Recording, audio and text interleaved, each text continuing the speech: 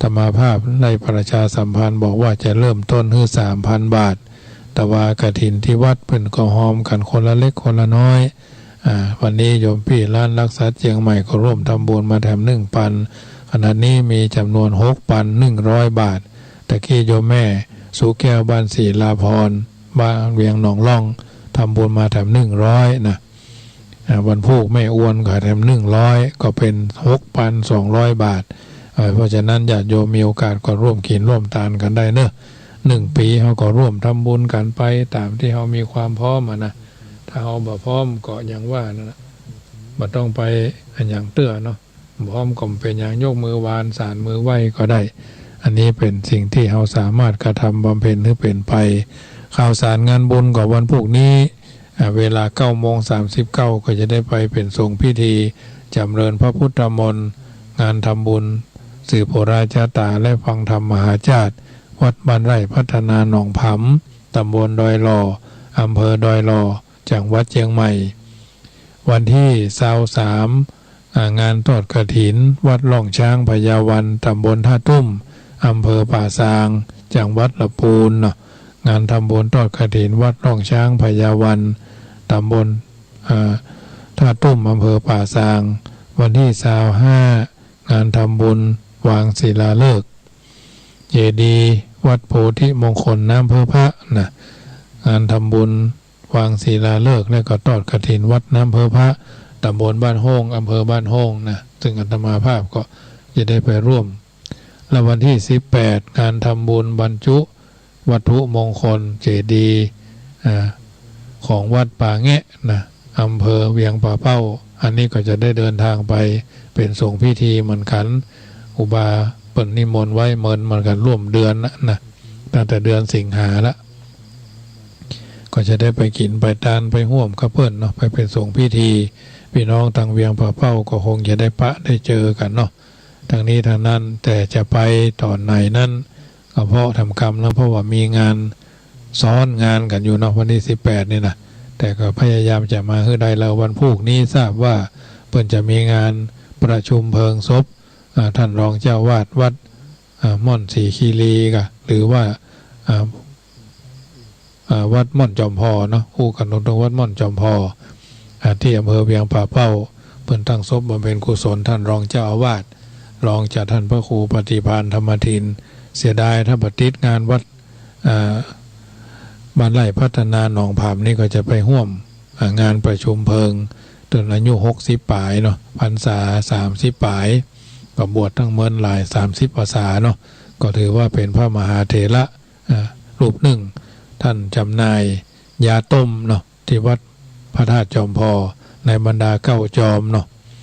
ซึ่งวัดพระธาตุจอมพอนี่มีหลายอย่างหลายประการญาติโยมแวะไปเวียนมาก็ไปกินไปทานกันได้ท่านพระครูเพิ่นก็มาสวดมนต์เพื่อธรรมาภาพเมื่อวันเกิดวันที่31สิงหาพี่น้องเวียงป่าเป้าทำร้ายคนหลายท่านที่ฟังทางเฟซทางไลน์นี่นะเพราะฉะนั้นก็ขออนุโมทนาเนอะกินทานก็ถือว่าเป็นส่วนหนึ่งพี่น้องเวียงป่าเป้าก็มีพระคุณกับวัดจังกรรมบันนักบันน้อยเหมือนกันเนาะได้เดินทางไปมาหาสู่แม้ระยะหลังอาตมาภาพได้จัดร่วมกับคณะขึ้นสีขาวแต่ญาติโยมสามารถฟังทางเฟซได้ฟังทางเพิ่นห้องว่าแอปได้เนาะมาเดี๋ยวมันจะเป็นแอปไปละอันน้อยๆที่เคยส่งให้ญาติโยมฟังหรือพอที่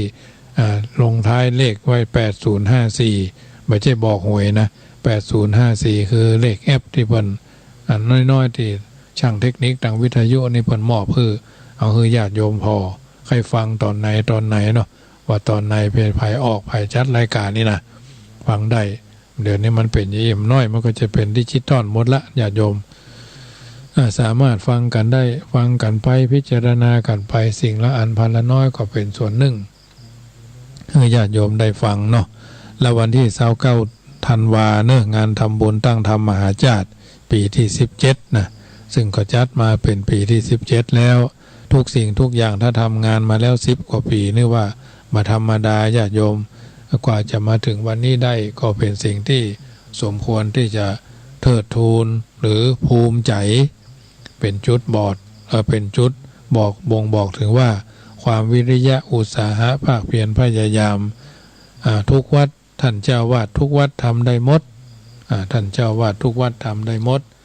ก็แต่ว่าจะทำหรือไม่แค่นั้นเองงานการศึกษางานการเผยแผ่งานการปกครองในการสาธารณสงเคราะห์เนี่ยอาตมาภาพก็เป็นประธานผู้สูงอายุของพลห้องไว้แล้วชมรมผู้สูงอายุวัดพระพุทธบาทตากผ้าซึ่งมีพ่ออาจารย์ศรีนวลเป็นต้นเป็นประธานทำน้อยก็คงจะได้มาตั้งอยู่ที่วัดหน่วยงานของผู้สูงอายุหรือผู้สวทั้งหลายเดี๋ยวนี้เป็นคนเฒ่าเป็นเอามาเข้าโรงเรียนเนาะโรงเรียนชลาลัยตำบลมะกอกนี่ก็ยังไม่ได้เปิดเตื้ออาตมาภาพมีความดำริเอาไว้ว่าจะเปิดเนาะจะพยายามจะเปิดให้ได้อย่างน้อยๆก็มาแลกเปลี่ยนเรียนรู้โยมพ่อโยมแม่ในตำบลมะกอกในตำบลอื่นๆนะถ้าฟังคืนนี้ก็จะมาร่วมก็ได้นะแต่ทั้งนี้ทั้งนั้นช่วงนี้เพิ่นยังตั้งที่ทำการอาตมาภาพเป็นประธานเป็นรองประธานหรือเป็นประธานตัวตั้งอยู่เนาะเป็นตัวตั้งเป็นนกตั้งคือเพิ่นแต่พออาจารย์ศรีนวลเพิ่นก็ยังปฏิบัติหน้าที่อยู่นะต่อไปก็คงจะได้ย้ายสำนักมาไว้ตรงนี้เมื่อวันที่ท่านโยมพ่ออาจารย์ศรีนวลเพิ่นปลดจากการมาทำงานแล้วทำงานบ่ไหวทุกวันนี้ก็เป็นโคฆะหน้าโมเหมือนกันเนอะจนกว่าเพิ่นจะปลดภาระและหน้าที่ก็จะได้เป็นตัวประสานงานเพราะว่าฮับมาได้ 2-3 ปีแล้วเพิ่นก็ทำงานอยู่เนาะทางนี้ทางนั้นก็1 ปีเฮาได้มาร่วมกันหลายสิ่งหลายอย่างปัจจุบันวันนี้คนไทยเฮาอายุนักขึ้นเรื่อยๆนะ50 ปี60 ปีก็เป็นสวอาตมาภาพก็ถือว่าเป็นพสวไปเรื่อยๆนะโยมพ่อโยมแม่โยมพี่โยมอ้ายโยมน้องโยมเพื่อนทั้งหลายที่เป็นกัลยาณมิตรนะส่วนมากก็จะไล่กันเนี้ยงานเหล่านี้ถือว่าเป็นงานสาธารณะเอามีจุดใดเพิ่นห้องว่าอันเอามาบูรณาการนะบูรณาก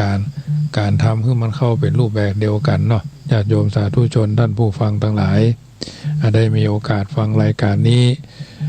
ก็พยายามฟังกันต่อไปกันเรื่อยๆเป็นกำลังใจให้ซึ่งกันและกันสิ่งต่างๆเหล่านี้เป็นสิ่งที่เอาท่านทั้งหลายจำเป็นจะต้องสร้างโดยเฉพาะกำลังใจเป็นเรื่องสำคัญเรื่องหนึ่งที่เกี่ยวข้องกับการดำเนินชีวิตประจำวันเมื่อคนเฮาได้ลงมือทำกิจกรรมอย่างใดอย่างหนึ่งต้องตั้งความหวังไว้เสมอ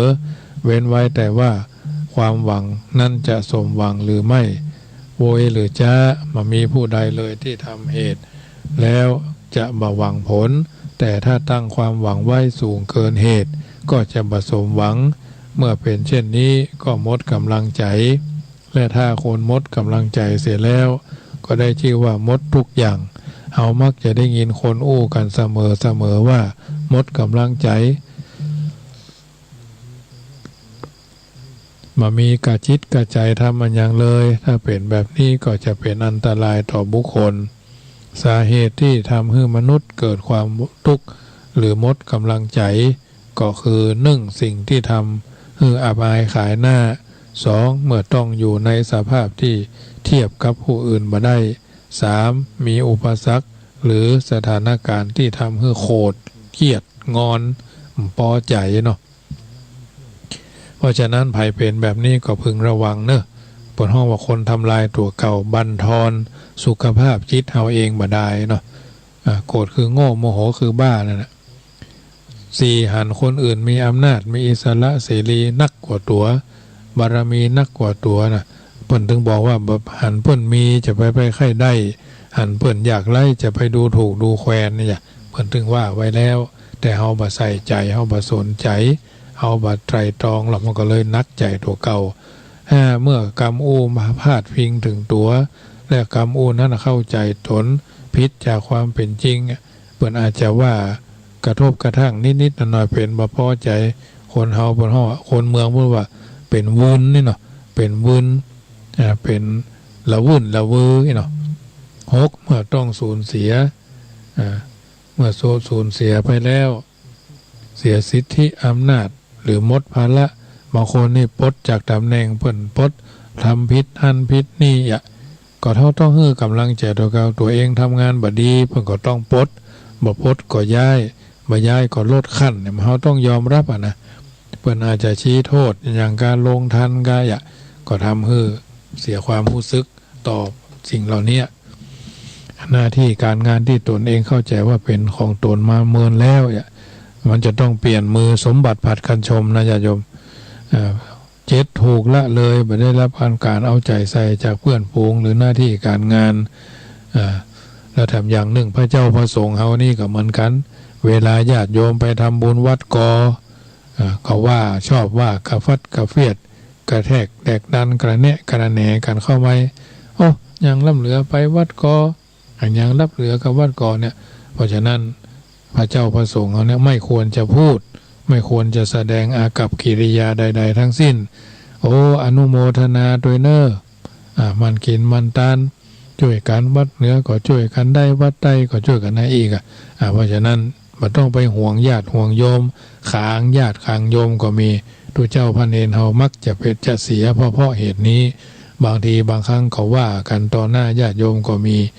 โดยเฉพาะผู้ที่อยู่เมินนะเพราะฉะนั้นสิ่งเหล่านี้ไม่ควรจะปรากฏให้เห็นต่อหน้าสาธารณะหรือสาธารณกำนันหรือสาธารณชนอาตมาภาพบ่ได้อิจฉาบ่ได้ริษยาบ่ได้อันยังกับคนผู้ใดไผผู้หนึ่งเพราะว่าสิทธิส่วนบุคคลเนาะสิทธิมนุษยชนความเพิงพอใจเพื่อนจะไปทำไหนแม้บางคนเคยมาทำบุญที่วัดบางคนก็บอกว่าเขาย่ำไปบอกเพื่อนไปหาเพื่อนกระตุก็มีนะอาตมาไปไม่ใช่ญาติไม่ใช่ภาวนาด้วยนะมีอย่างก็บอกคือท่านมหาเจ้าท่านมหาครับท่านอาจารย์เจ้าท่านอาจารย์ครับมีอย่างบอกข้าเจ้าเนอะบอกดิฉันกับผมเนอะมีโอกาสก็จะช่วยถ้ามันมาเกินความสามารถอันนี้ก็จะแจ้งให้ทราบนะจะบอกให้ทราบบางทีก็ทำเป็นลายลักษณ์อักษรบางทีบางครั้งเขามันอาจจะลืมเนาะเป็นลายลักษณ์อักษรก็มีเยอะเพราะฉะนั้นแม้บ่มีไผมาก็เป็นอย่างกฐินนะญาติโยมถ้าไผมาตานก็บ่เป็นหยังก็บ่ได้ไปอาทรฮ้อนใจถามว่าบ่ได้แล้วมันจะเป็นหยังก็เป็นเจ้าอาวาสอยู่อย่างเก่านี่แหละเพราะมันเพิ่นบ่มีศรัทธาแล้วเขาจะไปว่าจะใดอย่างบางคนบางท่านครูบาอาจารย์ตนนั่นมาตนนี้มาลู่กันเข้าไปหายัดยู้ลู่กันครูกันเข้าไปก็เขาก็นั่งพอแห่ก็ไปเป็นอย่างน่ะเพิ่นก็เป็นพระกับเขาก็เป็นพระอย่างเพิ่นก็มันก็เหมือนกันคนเฮาเนาะมันก็ธรรมดาจิตไผก็ใจมันเฮาบางทีลู่กันยังไม่กล้าขนมไม่กล้าขายของกินรถแป๊บๆอย่างนั้นเพราะฉะนั้นบางทีบางครั้งเฮาบ่ต้องไปยัดยู้ลู่ตรงนั้นลู่ตรงนั้นแย่งกันนี่มันใช่วิสัยของมนุษย์นะต้องแข่งกันทำนี่ก็คือมนุษย์ต้องแข่งกันกันทำงานแข่งกับเวลาเนี่ยเพื่อพัฒนาตัวนี้คือกำลังใจตัวเองบางคนวัดอย่ามามองแต่ว่าวัดอย่ามาเก่าแต่ว่า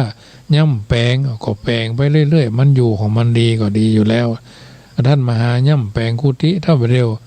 ก็เสาะสตางค์มาช่วยถอก็ว่าแยกจะเฮือเนี่ยจะได้ความจริงนั่นเจ้าของพื้นที่เจ้าของบ้านเดิม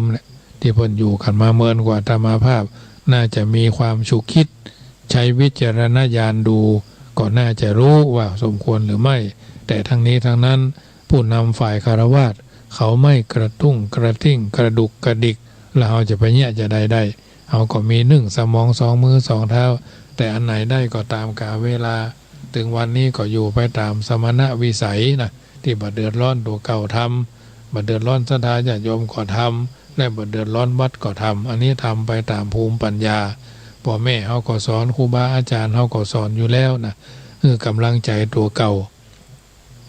บางทีบางครั้งญาติโยมก่อนเช่นเดียวกันไปทันกฐินวัดเหนือตุวัดเหนือเปิ้นได้กฐินจัดหลายของเฮายังมาได้น้อยก็เนี่ยได้มาเนาะเปิ้นมาถวายจะแล้วเฮาจะไปเนี่ยจะได้เพราะฉะนั้นอยู่เฉยๆจะดีกว่านะเพราะฉะนั้นอนุโมทนาได้100ก็อนุโมทนาได้ล้านก็อนุโมทนาบ่ได้สักบาทก็อยู่เฉยๆนิ่งเสียตำลึงทองน่าจะดีกว่าเพราะฉะนั้นญาติโยมเมื่อเป็นเช่นนี้บุคคลผู้มีความปรารถนาจักฮื้อกำลังใจซึ่งมีอยู่2ทางกำลังใจได้จากคนอื่นอดไปเถอะทุเหยทำไปเถอะก่อยเป็นก่อยไปพระเนนเป็นจะได้พ่องพระเนนก็เป็นพระเนนนั่นแหละทำหน้าที่ของไปสำหรับที่วัดจังกำนี่ทำด้วยความ สมัครสมานสามัคคีตู้หลวงทำงานลูกน้องก็ทำงานตู้หลวงล้างห้องน้ำพระเนนก็ต้องล้างห้องน้ำตู้หลวงล้างถ้วยพระเนนก็ต้องล้างถ้วยไม่มีเหลื่อมล้ำต่ำสูงฉันเข้าด้วยกัน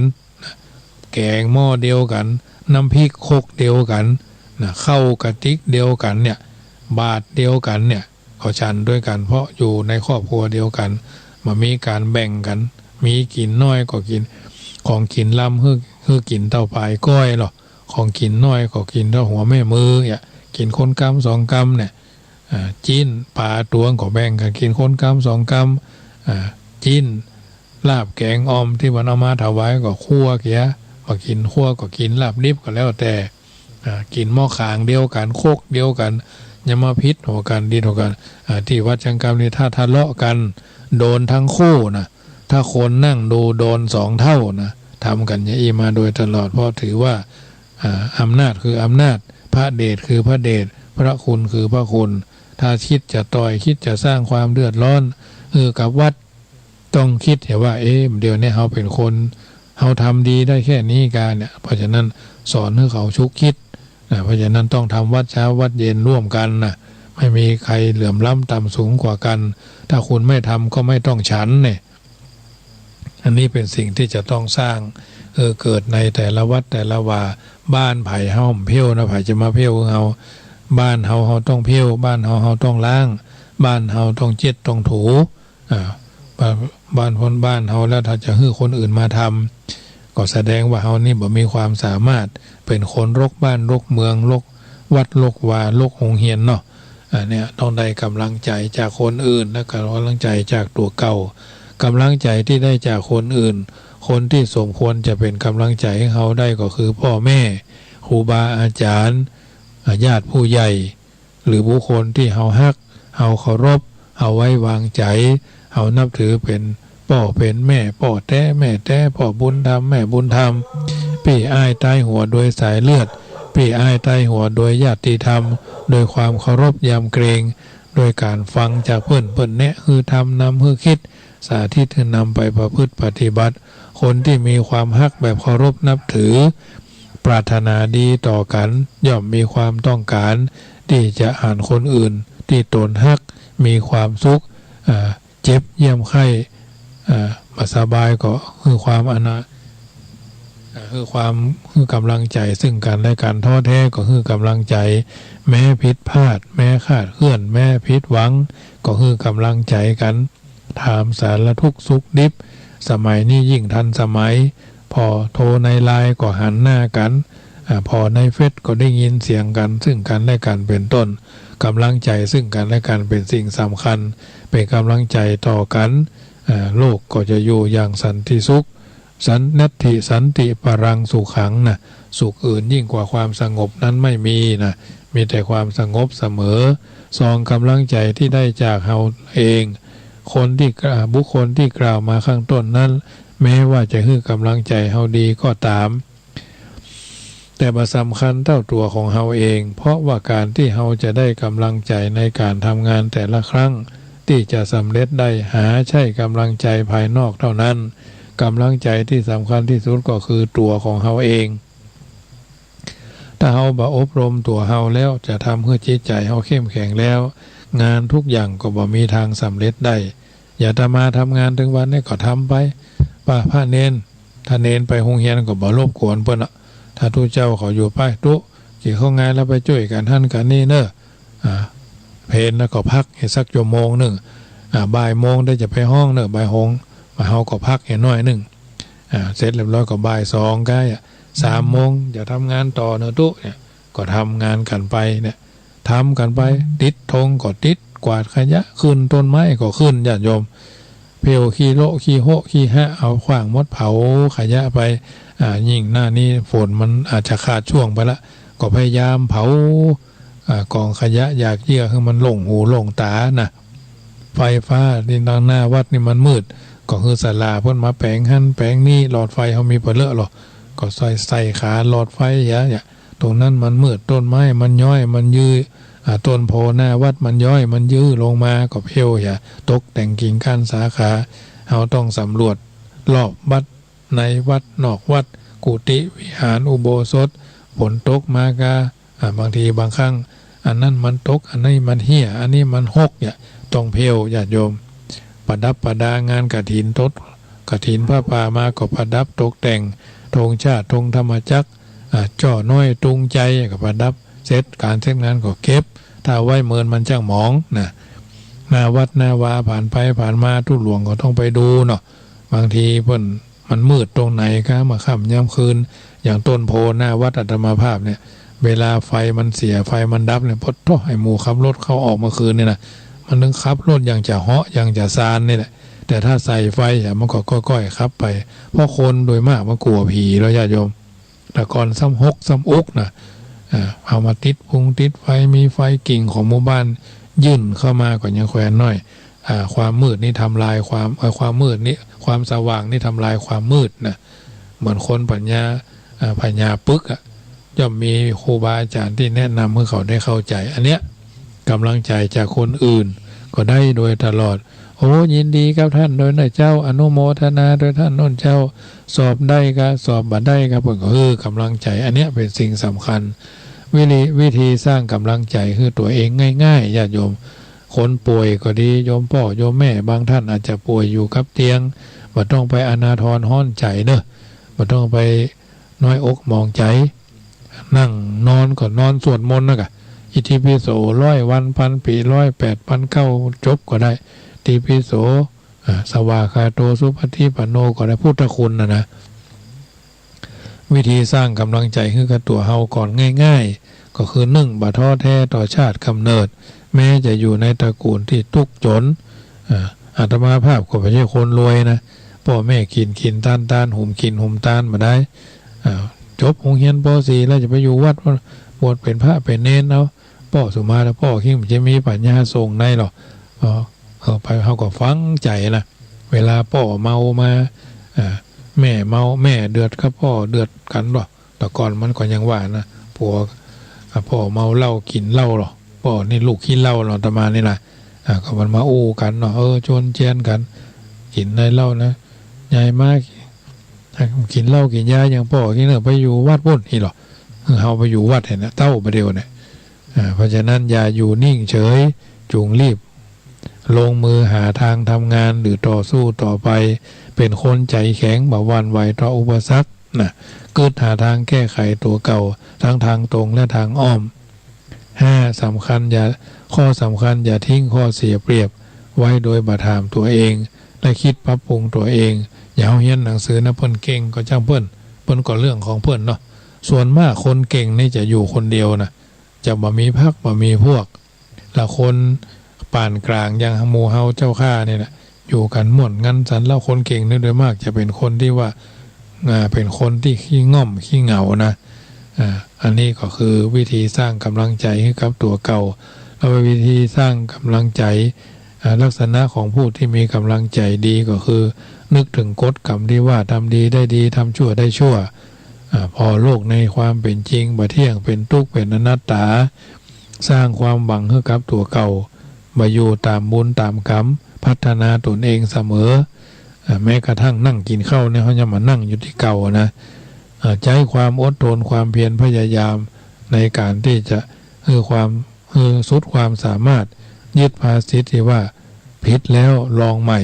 ผิดแล้วลองใหม่ก็จะได้กำลังใจที่ดีมาเป็นต้นเอาละญาติโยมสาธุชนอันนี้เป็นนิทัศนะอุทาหรณ์คือญาติโยมสาธุชนได้ยินได้ฟังจะได้ค่อยจะถึงเป็นจะได้พ่องฟังรายการธรรมะสาระอรรถรสหลายเรื่องหลายราวก็โทรศัพท์กันเข้ามาเนอะ0861875325อนุโมทนาครับโยมแม่เรนูก้อนแก้วเนาะเพิ่นก็โทรมาเป็นประจำขอเป็นกำลังใจให้ทุกคนที่กำลังจะท้อแท้ที่กำลังป่วยนะปันหอมปันหายปันสูงปันใหญ่เนาะใหญ่นี่ถ้าส่วนมากก็จะบ่ค่อยใหญ่บ่อยากจะได้เพราะมันอึดอัดเนาะถ้าใหญ่ออกนี่นะลาตามลายืนตรงตัวพร้อมหันหัวแม่เท้าตัวเก่านี่ก็นักแกนะญาติโยมเพราะฉะนั้นโทรกันเข้ามาเนอะ เป็นกำลังใจให้ซึ่งกันและกัน0861875325เป็นกำลังใจให้ทุกคนที่ท้อแท้ท้อถอยเนาะเจริญพรแม่ยอดเจ้าพูดเรื่องกำลังใจก็ขอถวายกำลังใจให้ท่านนะเจ้าเหมือนกันเนาะฟังแล้วม่วนดีเข้าใจนักขึ้นเจ้าท้อแท้อย่าท้อถอยถ้าถอยก็บ่ท้อแท้นี่กำลังใจลูกจะเป็นยาใจเนาะเจ้าแม่ครูก็ส่งเงินกำลังใจให้น้องตลอดเจ้าไว้สาเจ้าเจริญพรแม่ยอดบ้านแม่คือดอยสะเก็ดเป็นสายที่1แม่เรนูเป็นสายที่1แม่ยอดเป็นสายที่2ท่านทั้งหลายที่ท้อแท้ท้อถอยเนาะบาฐานะบาดีลูกมาได้ดังใจสุมาเถอะผัวมาได้ดังใจจะมันเตอะลูกศิษย์มาได้ดังใจก็จะมันเตอะเจริญพรแม่น้อยพัชรีกราบนมัสการเจ้าพ่ออาจารย์ฟังยมแม่มาได้โทรเหมือนละน่ะฟังอยู่เจ้าไม่ว่าง่ายไปอยู่ที่อื่นเห็นแล้วก็อยู่บ้านหม้ออยู่แต่ฟังอยู่ตลอดเจ้าลำบันลำได้โทรอ่ะมือบอกใครว่างอ่ะมือบอกใครว่างอ่ะก็ว่างกะ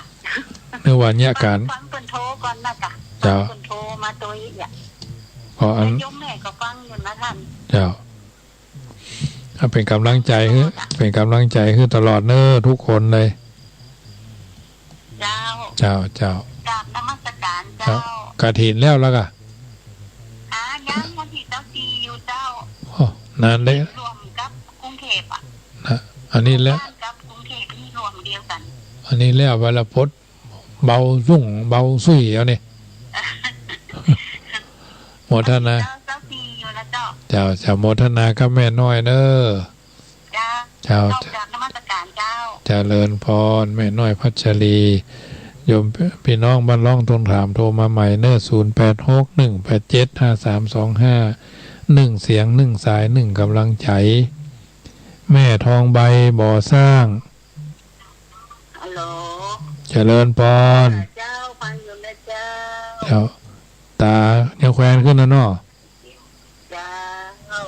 สัตว์ดีโอ้ม่วนดีเจ้าเป็นกำลังใจเป็นกำลังใจคือตาหันหายโวยเนอเจ้าอโมทนาล่ะฮัลโหลใครเจ้าเจริญพรกราบนมัสการเจ้าท่านกำลังใจดีขึ้นแล้วเนาะขอบคุณเจ้าเป็นกำลังใจให้มันกันเนอฟังกันตลอดเนาะฟังตลอดเจ้าท่านเจ้าโมทนาโทยเจ้าพี่น้องบ้านล่องต้นขามเนี่ยโยมแม่ทองใบเพิ่นก็พาตาวันนี้ก็เพิ่นห้องว่าอย่างก็ FC แฟนคลับก็ได้เสียชีวิตลงไปคนหนึ่งแม่ปานีสุทธินั่นอายุ60ปลายก็เพิ่นก็เคยกินเคยทานกับมาร่วม 2-3 ปีเนาะระยะหลังสุขภาพบ่ดีก็ได้ถึงแก่กรรมลงลูกเต้าเราลานก็จะนำสรีระร่างไปบ้านต้นเพิงเวียงหนองล่องอำเภอเวียงหนองล่องละปูนนะมันพวกนี้ก็จะถือโอกาสไปหอมสรีระหอมกลิ่นหอมตาลกับเพื่อนเนี้ยเนาะเพราะว่าวันที่ก็คงจะไว้หลายวันมีการงานช่วงนี้นะวันที่12วันผู้ของงานตั้งธรรมมหาจารย์วัดบ้านไร่พัฒนาหนองผำวันที่13ก็เกี่ยวกับงานพระเจ้าอยู่หัวก็อาจจะมีคณะสงฆ์สวดมนต์เนาะ18เนาะ18ก็เดินทางไปเวียงป่าเป้าวัดป่าแงะเนาะเพิ่นก็มีงานทำบุญกฐินโดยเนาะที่แรกภาคเจ้าแล้วก็เพิ่นเปลี่ยนมาเป็นภาคบ่ายก็ยังแควนน้อยบักกั้งกูเดือถ้าเจ้าเนี่ยพอต่อ4 โมงป่ายไปแล้วอย่าโยมเอ้ยแต่จะได้ไปยังแควนน้อยบ่ต้องฟังเนาะไปเสาะฉันเข้าเอาทางหน้ามันจะไปฉันไหนก็มั่วจะไปออกเลขอย่างดังใดมั่วพี่น้องเวียงป่าเป้าถ้าฟังอยู่นะจะบอกว่าจะไปบ้านใดเนาะจะไปตรงไหนนะแต่ทั้งนี้ทั้งนั้นไปแน่นะแต่เสียดายวันพรุ่งนี้เพิ่นออกเมนพระราชประชุมเพลิงศพตุลงวัดรองเจ้าวาดเพิ่นเนาะ เพราะฉะนั้นญาติโยมสาธุชนท่านผู้ฟังทั้งหลายวันที่23งานทำบุญทอดกฐินวัดหลองจ้างพญาวันแล้วก็ทอดผ้าป่าวัดคืน96วัดควงพญามังลายเนอะจะได้ไปกินไปทานญาติโยมที่ฟังคืน104ก็ดี96ก็ดีจะไปลืมเนอะไปร่วมกินร่วมทานกันตัวเนาะคืน96คืน104นี่เหมือนคืนพี่คืนน้องเนาะคืนพี่อยู่ทางบน96คืนน้องอยู่ทางลุ่ม104เนาะอันนี้เป็นวัดฝ่ายหินกตกก็เจ้าหน้าที่ก็ชุดเดียวกันนั่นแหละแต่ว่าเพิ่นแยกสาขาเหมือนเขาปลูกกล้วยปลูกอ้อยปลูกหน่อนะมันก็แตกออกแตกจ๋าวมันขึ้นมาเป็นสิ่งที่ทำให้เราท่านทั้งหลายอยู่ด้วยกันอย่างสบายวันนี้ก็คิดว่าพอสมควรแก่เวลาบุญกุศลที่ท่านสาธุชนได้โทรกันเข้ามาแถมซ้ายพี่นานสารปีครับขอแนบไตไวสาบารมีธรรมท่านพระคุณเจ้านะครับวันนี้ได้ฟังน้ำฟังธรรมท่านเจ้าได้กำลังใจจากน้ำธรรมคำสอนของท่านเจ้าขอกับแนบไตไวสาเลยนะครับแล้วก็ขอเป็นกำลังใจถวายกำลังใจท่านพระคุณเจ้าเลยนะครับครับเหมือนกันที่ได้คือน้ำธรรมคำสอนและได้บวชถวายอกแด่พระพุทธศาสนาสืบทอดอายุพระศาสนาครับขอไวสาบารมีธรรมท่านพระคุณเจ้านะครับครับอนุโมทนาเนอครับผมไวสาครับวันนี้พ่อแฟนพันธุ์แท้มาให้วันนี้นะถ้ามีภาระเนาะอิมินากะตะบุญเยนะด้วยบุญกุศลจากการฟังน้ำฟังธรรมจากธรรมบรรยายรายการเสียงธรรมก่อนรับตาท่านจะรับจะนอนก็ขอคือบุญกุศลที่ท่านทำวันนี้เป็นชัดแก้วพิดานคำครี่มงบังกวัดไกวกวัดแกว่งท่านทั้งหลายรับเป็นสุขคืนเป็นสุขจะรับจะนอนก็ภายแผ่ยายบุญเหมือนบัณฑิตผู้รู้ท่านกล่าวเอาไว้ว่าก่อนท่านนอนหลับไปในคืนนี้ขอจงตั้งดวงฤทธิ์ไว้ให้มั่นนึกถึงบุญกุศลผลความดีที่เราทำจิตตั้งมั่นแน่วแน่แล้วแผ่ไปแผ่เมตตาทั่วไปให้คนอื่นทั้งรักชื่นเกียรติชังแต่ครั้งไหนขอให้เขาและเราได้ดีมีสุขใจอย่าหวั่นไหวแม้อมิตรที่คิดชังแล้วใจเราจักสบายคลายเล่าร้อนเพราะจิตผ่อนความเครียดแต่หนหลังอนีคาสุขีอัตตานังพ้นทุกขังก็เพราะจิตคิดดีเอ่ยรัตนัตยานุภาเวนะรัตนัตยเตจสาสะทาสุถีพระวันตุโวพุทโธบังซ้ายธัมโมบังขวาสังโฆบังกายาอะระหังบังเกสาอะระหังพุทโธนะโมพุทธายะขอเจริญปอนอนุโมตนา